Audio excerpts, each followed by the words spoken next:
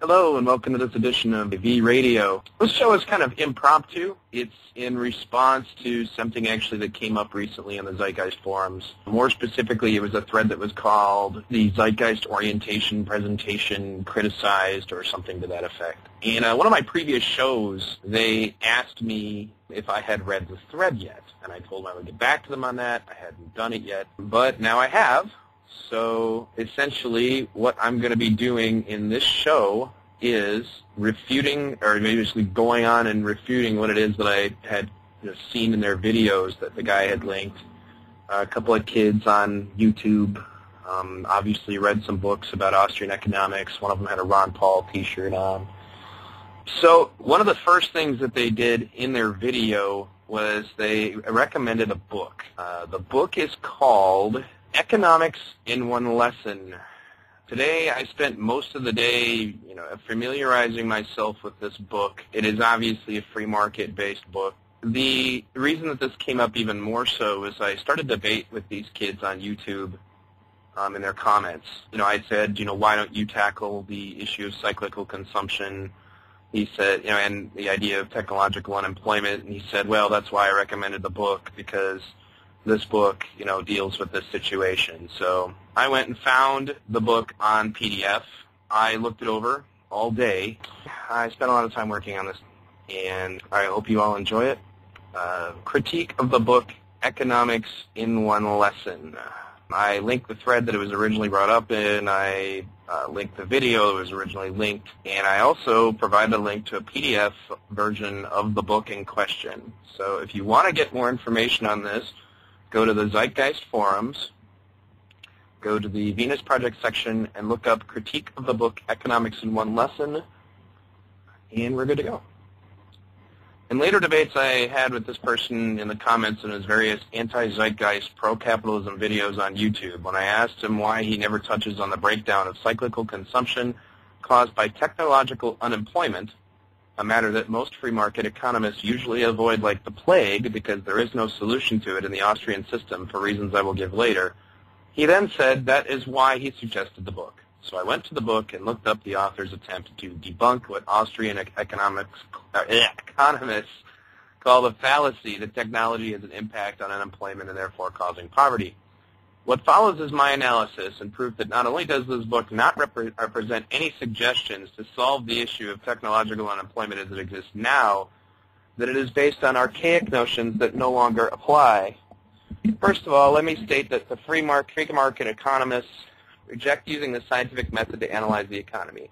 They reject the use of statistics, mathematics, and any form of collected data on the subject, claiming that there are far too many variables for any such data to be useful. So instead they use what they call logical deductions, a fancy way of saying that they guess. As a libertarian and a former free market Austrian economist myself, I remember well what changed my mind and woke me up to the fact that this concept could not work anymore in our modern society. I will share some of that insight here. This book is basically an attempt to state what most mainstream economists feel as fact is actually fallacy. In addition to other alleged fallacies, it talks about unemployment caused by technological advance, claiming that it is also a fallacy. Like most publications written on the subject of free market economics, this book is very old. It was published in 1946 and quotes other books as source material that are far older, some of which are centuries old. This is not at all uncommon with books on this subject. I would first of all also point out that this is true of most books about systems that wish to solve the issues of poverty, and the theories they come to are generally as outdated as the scientific books of their time. This is just as true about the work of Karl Marx about communism and the authors who describe socialism. What all of these authors have in common is no way of understanding what technology would bring to the table hundreds of years past their time. The crux of this essentially being is that this book is old, and just like the concepts, basically the original free market economics concepts are also all old, and they're brought up by, were conceived by people who do not have the same knowledge about technology that we do now. Now, Chapter 7 was the relevant chapter in question. The curse of machinery. Among the most viable of all economic delusions is the belief that machines on net balance create unemployment. destroyed 1,000 times, it has risen 1,000 times out of its own ashes as hardy and vigorous as ever. Whenever there is a long-continued mass unemployment, machines get the blame anew. This fallacy is still the basis of many labor union practices. The public tolerates these practices because it either believes at bottom that the unions were right, or it is too confused to see just why they were wrong. It would be rather hard to see, but this is me commenting now, it would be rather hard to see why they were wrong, because in the short term, even when capitalism was healthy, they were not wrong. It did create unemployment and therefore poverty. We go on back to the book again. The belief that machines cause unemployment, when held with any logical consistency, leads to preposterous conclusions. Not only must we be causing unemployment with every technological improvement we make today, but primitive man must have started causing it with the first efforts he made to save himself from the needless toil and sweat. This in of itself is preposterous. Primitive man didn't have a monetary system, this is me talking again, that forced him to work for someone else to provide for himself. The author then quotes a book from the year 1776 and eventually gets to this part. Things could be blacker, for the Industrial Revolution was just in its infancy. Let us look at some of the incidents and aspects of that revolution. Let us see, for example, what happened in the stocking industry. New stocking frames, as they were introduced, were destroyed by the handicraft workmen, over 1,000 in a single riot.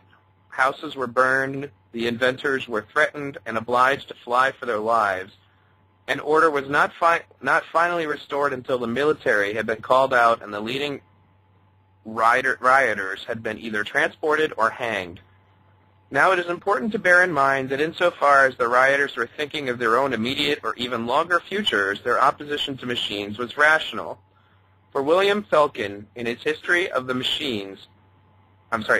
machine-wrought hosiery manufacturers, 1867, tells us that the larger part of the 50,000 English stocking knitters and their families did not fully emerge from the hunger and misery entailed by the introduction of the machine for the next 40 years. And I go on to say, in my own comments, those damn rioters, I mean really, being angry about 50,000 people being reduced to poverty for 40 years, the nerve of some people. In the typical free market capitalist fashion, the fact that 50,000 people were reduced to a state of poverty and starvation for 40 years is simply not relevant. Why should their former employer care about that? We go back to the book. But insofar as the rioters believed, as most of them undoubtedly did, that the machine was permanently displacing men, they were mistaken. For before the end of the 19th century, the stocking industry was employing at least 100 men for every man it employed at the beginning of the century. So I go on to say, I am sure that was some measure of comfort to those 50,000 people who were reduced to a state of poverty for 40 years. It's all okay now, right? Imagine what 40 years of poverty and starvation would do to 50,000 families. The free market economists later would go on to point out that that's okay. Their system eventually balanced everything out. What the people who suggest this book fail to see is that we propose a system where nobody has to be in poverty ever, and where progress further ensures this rather than ensuring that incidents like the ones described in this book will continue. The point I'm trying to get at there is the fact that in the system that they advocate, things like this are going to happen every time a new technological innovation, eliminates people in the workplace.